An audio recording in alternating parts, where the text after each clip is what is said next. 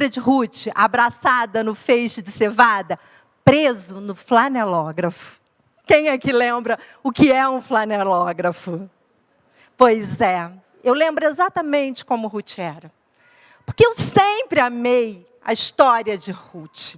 Achava lindo aquela declaração que ela faz para Noemi, e eu, boba que era e romântica, não entendia por que aquela declaração não era entre um homem e uma mulher.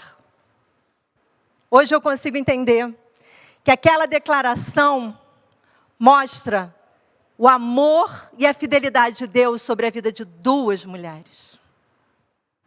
Aquela declaração se torna muito mais bonita, muito mais significativa do que estava no coração daquela menina romântica que olhava e sonhava. A história de Ruth é uma história que fala muito ao meu coração. Talvez tenha sido o livro que eu mais li. Essa semana eu li todos os dias. E nos meus 52 anos eu já devo ter lido muito mais. Porque me encanta ver o amor de Deus, ver a fidelidade de Deus. E é isso que eu quero repartir um pouquinho com vocês nessa manhã. Quero convidar a igreja para abrir no livro de Ruth. Nós vamos ler o capítulo 1. Nós vamos ver aqui só ali a história inicial. Nós vamos olhar sobre a ótica de Noemi, né? Porque esse livro a gente consegue olhar sobre a ótica de Noemi, sobre a ótica de Ruth, sobre a ótica de Boaz. É um livro com 4 capítulos, mas de uma riqueza imensa. E hoje nós vamos olhá-lo sobre a ótica de Noemi.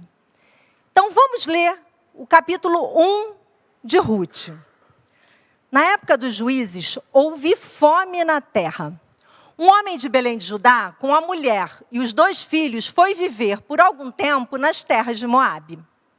O homem chamava-se Elimeleque, sua mulher Noemi e seus 2 filhos, Malom e Quilion. Eram efrateus de Belém de Judá. Chegaram a Moabe e lá ficaram. Morreu Elimeleque, marido de Noemi, e ela ficou sozinha com seus 2 filhos. Eles se casaram com mulheres moabitas, uma chamada Orfa e a outra Ruth, depois de terem morado lá por quase 10 anos. Morreram também Malom e Quilion, e Noemi ficou sozinha, sem os seus 2 filhos e sem o seu marido. Quando Noemi soube em Moabe que o Senhor viera em auxílio do seu povo, dando-lhe alimento, decidiu voltar com suas 2 noras para a sua terra. Assim ela, com as 2 noras, partiu do lugar onde tinha morado. Enquanto voltavam para a terra de Judá, disse-lhe Noemi: vão, retornem para a casa de suas mães, que o Senhor seja leal com vocês, como foram leais com os falecidos e comigo. O Senhor conceda que cada uma de vocês encontre segurança no lar de outro marido. Então deu-lhes beijo de despedida. Mas elas começaram a chorar alto e lhe disseram: não, voltaremos com você para junto do seu povo. Disse, porém, Noemi: voltem, minhas filhas, por que viriam comigo? Poderiam ainda ter filhos que viessem a ser seus maridos? Voltem, minhas filhas, vão. Estou velha demais para ter outro marido. E mesmo que eu pensasse que ainda há esperança para mim, ainda que eu me casasse essa noite e depois desse à luz filhos, iriam vocês esperar até que eles crescessem? Ficariam sem se casar à espera deles? De jeito nenhum, minhas filhas. Para mim é mais amargo do que para vocês, pois a mão do Senhor voltou-se contra mim. Elas então começaram a chorar alto de novo. Depois, Orfa deu um beijo de despedida em sua sogra, mas Ruth ficou com ela. Então Noemi a aconselhou: veja, sua concunhada está voltando para seu povo e para o seu Deus. Volte com ela. Ruth, porém, respondeu: não insista comigo que te deixe e que não mais te acompanhe. Onde fores irei, onde ficares ficarei. O teu povo será o meu povo e o teu Deus será o meu Deus. Onde morreres, morrerei e ali serei sepultada. Que o Senhor me castigue com todo rigor, se outra coisa que não a morte me separar de ti. Quando Noemi viu que Ruth estava de fato decidida a acompanhá-la, não insistiu mais. Prosseguiram, pois, as 2 até Belém. Ali chegando, todo o povoado tinha ficado alvoroçado por causa delas. Será que é Noemi? Perguntava às mulheres, mas ela respondeu: não me chamem Noemi. Melhor que me chamem de Mara, pois o Todo-Poderoso tornou minha vida muito amarga. De mãos cheias eu parti, mas de mãos vazias o Senhor me trouxe de volta. Por que me chamam Noemi? O Senhor colocou-se contra mim. O Todo-Poderoso me trouxe desgraça. Foi assim que Noemi voltou das terras de Moabe com sua nora Ruth, a moabita. Eles chegaram a Belém no início da colheita da cevada. Senhor, eis a tua palavra. Fala aos nossos corações. E a oração que te fazemos nessa manhã, em nome de Jesus. Queridos, um outro motivo também que me fez trazer esse olhar sobre o livro de Ruth, porque eu acho que nós vivemos hoje um tempo muito parecido com aquele. Né? A gente vê aqui que foi na época dos Juízes, e Juízes 17 fala, naqueles dias não havia rei em Israel. Cada um fazia o que era parecido aos seus olhos. Vocês já conhecem alguma coisa com os dias de hoje? Não tem norma, não tem lei, não tem respeito. Cada um tem o seu próprio código de ética. Cada um interpreta o evangelho como bem lhe entende. Cada um faz as coisas como seu coração manda. E esquece que o coração é enganoso, né, queridos? Eu acho que o livro de Ruth, o povo vivia uma época muito similar com os dias que nós vivemos hoje. E por isso esse livro hoje pode nos ensinar alguma coisa. Lendo também um livro sobre Ruth, eu vi que nesse livro existe 3 vezes uma palavra em hebraico que é hesed. Me perdoem os teólogos se estou falando errado, mas eu achei tão lindo, porque o amor hesed é o amor misericordioso, é o amor sacrificial, é um amor de aliança. E é esse amor, querido, que eu creio que o nosso Deus tem sobre o seu povo e sobre a nossa vida. E nesse tempo, sem lei, sem ordem, sem respeito, Ele continua sendo o mesmo. Em meio ao caos, em meio à luta, em meio à falta de limite, Deus continua sendo Deus. O texto relata uma crise. Eles eram de Belém, foram para Moabe por causa da fome e retornam porque souberam que ali havia pão. Quando nós olhamos para Noemi e Ruth, nós vemos um retrato de uma grande crise. Mulher, naquela época, 2 mulheres, sem marido, sem filho, sem ninguém para lhe dar o suporte, para lhe dar o sustento. Estavam vivendo em meio ao caos. Ruth vivia uma verdadeira crise. Sabe aquela crise que o mundo para e fala assim, mas onde está Deus? Por que Ele está permitindo que elas vivam isso tudo? Não bastava ela perder o marido, ela tinha 2 filhos, não podia ter perdido um só, para sobrar um único que pudesse cuidar dessas 2 mulheres. Ela perde marido, ela perde filho e ela volta para a terra sozinha. E eu quero olhar com vocês 3 princípios que o livro de Ruth nos traz para vivermos em meio à crise. O primeiro princípio é, diante da crise, nós precisamos olhar os pequenos detalhes e não o cenário, para percebermos que nem tudo está perdido. Vamos olhar no texto bíblico, da onde que eu tirei esse princípio? Se nós olharmos o verso 11 e o 12, Ruth olha o cenário. Ruth não vê nada e nenhum motivo para Noemi não vê nada, nenhum motivo para que Orfa e Ruth permanecessem com ela.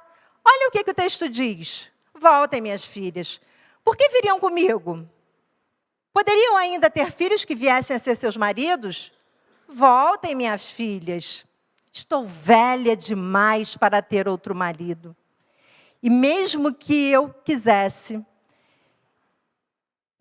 e mesmo que eu pensasse que ainda há esperança para mim, ainda que eu me casasse essa noite e depois desse aos filhos, iriam vocês esperar até que eles crescessem? Ao final, ela ainda fala contra Deus. Para mim, é mais amargo do que para vocês, pois a mão do Senhor voltou-se contra mim.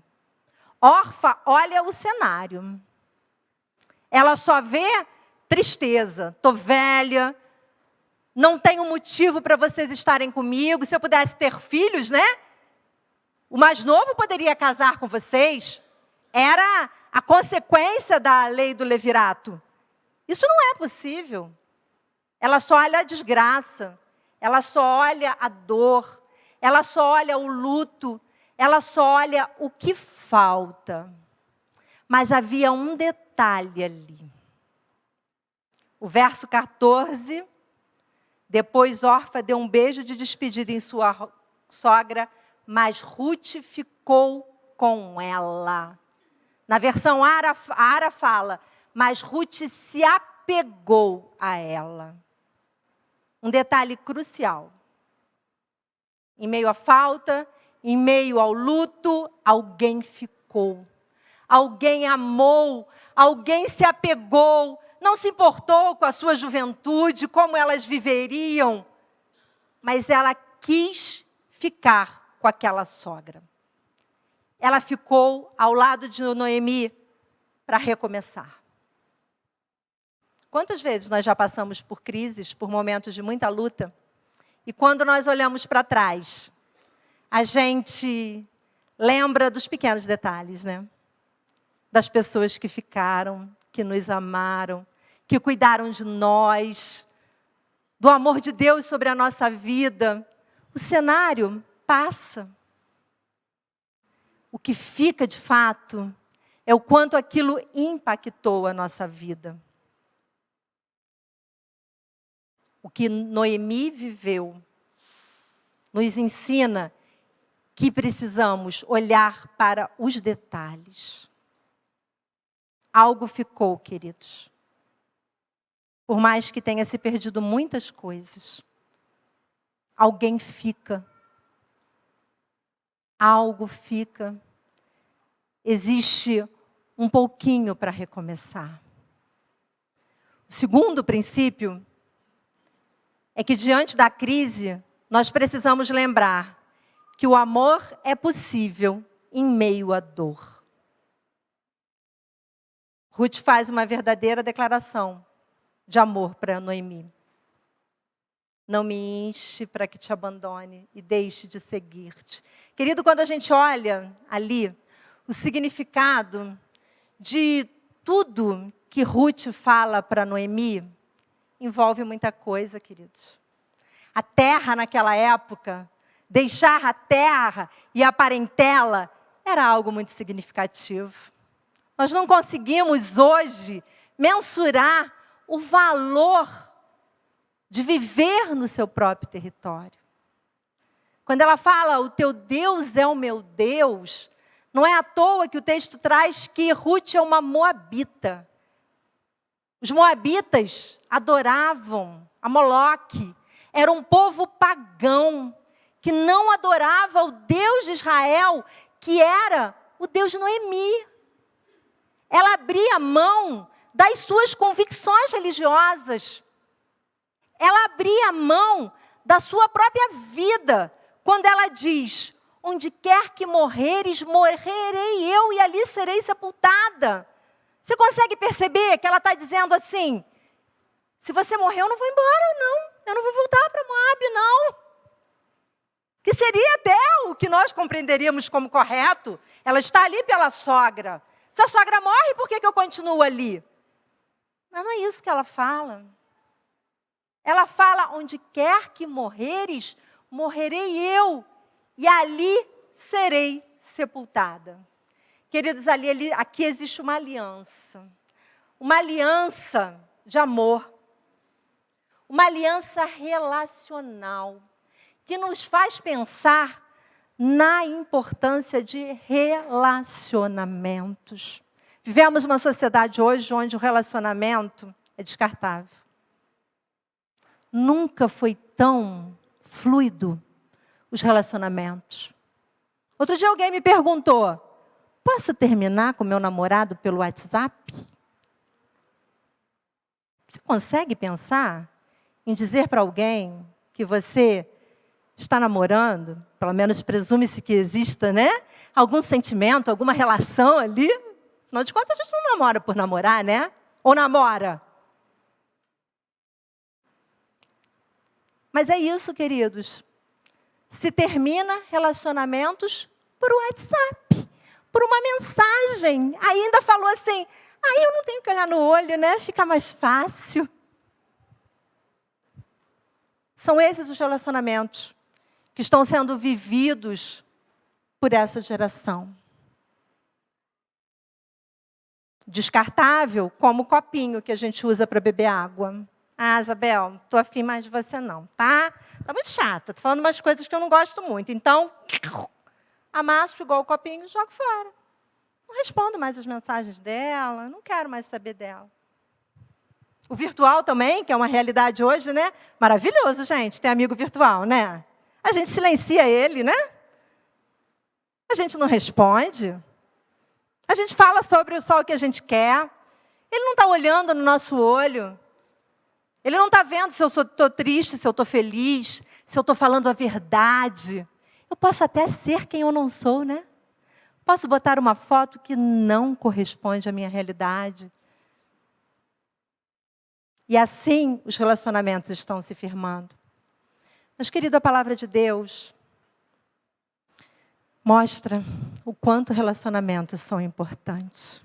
Deus é nosso Pai. Ele mandou o seu Filho para morrer por nós. Ele nos chama de amigo. Em vão isso? Será que foi por um acaso? Não, queridos, não. É porque relacionamentos geram vida, relacionamentos geram amor. É através da dificuldade, é através do outro que Deus trabalha em mim. Ah, mas você não sabe como a minha colega de trabalho é chata. Ela é chata na proporção que você precisa ser lapidada.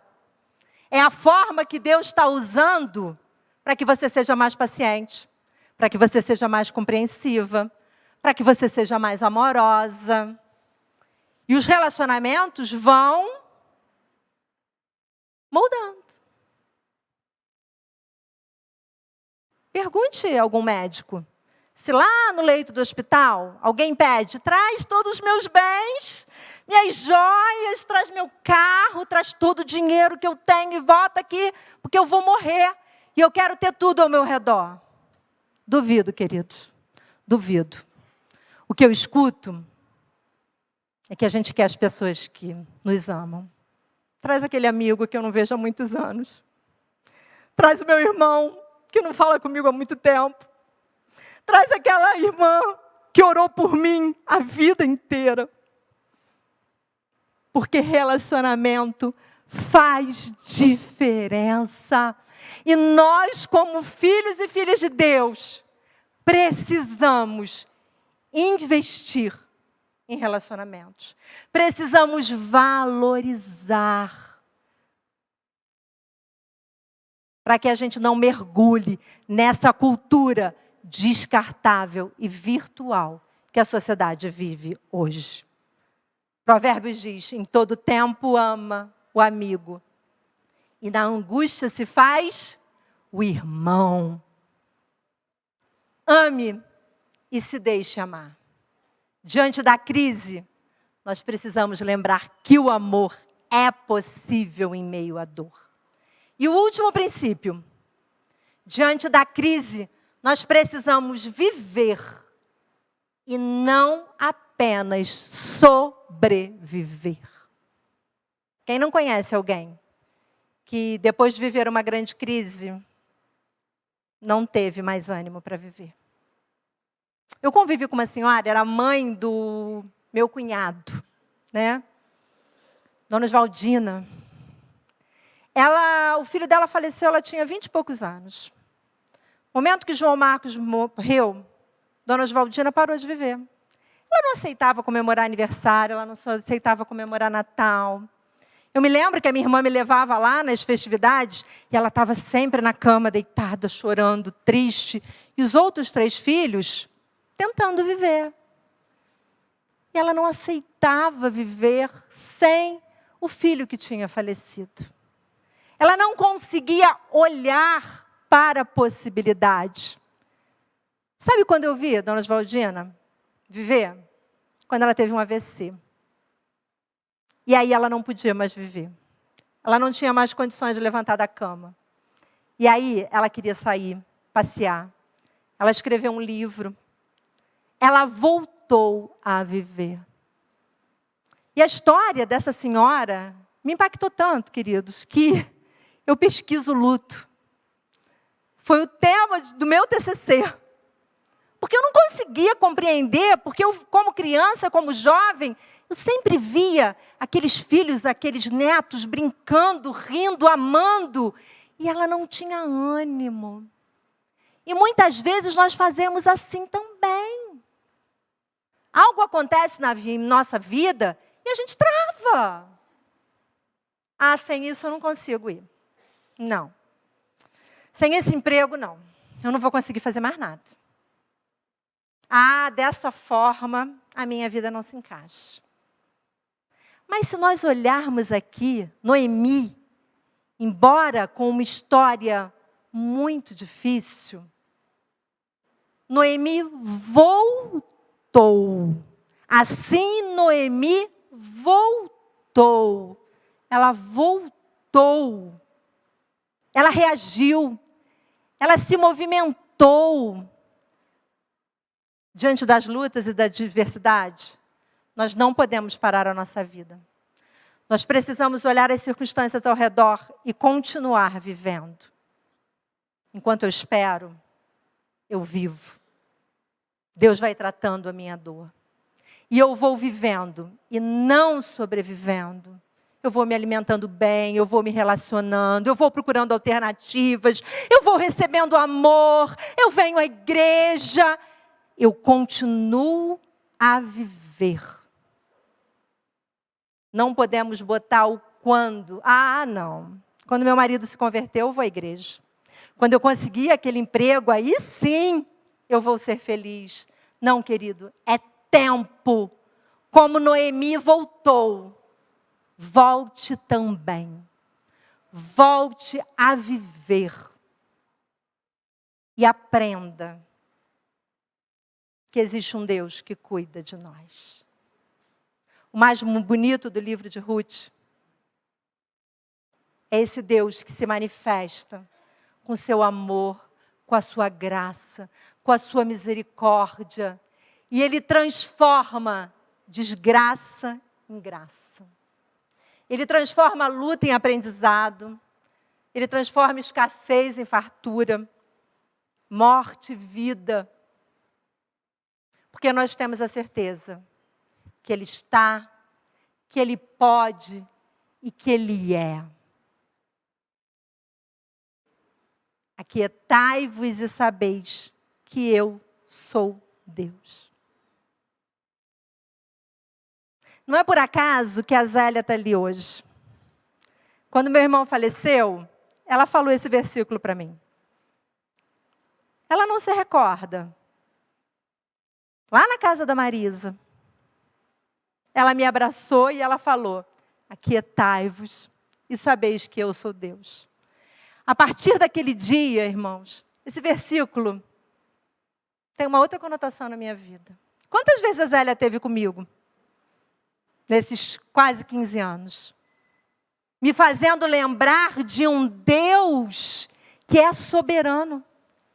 Que é soberano em meio à morte, que é soberano em meio à doença, que é soberano em meio à escassez, que é soberano em frente a uma briga familiar. Sabe qual é a grande questão, queridos? Nós não sabemos o fim da história. Folheie o livro de Ruth. Vai lá para o finalzinho. Os últimos capítulos. A genealogia de Davi. Quem Ruth gerou? Ruth, se formos lá para Mateus 1, ela está na genealogia de Jesus. Ela é uma das 5 mulheres improváveis. A história era triste, mas o fim da história, queridos, o fim da história era lindo. Era uma verdadeira história de amor. Não de um homem e uma mulher, mas de Deus com seu povo.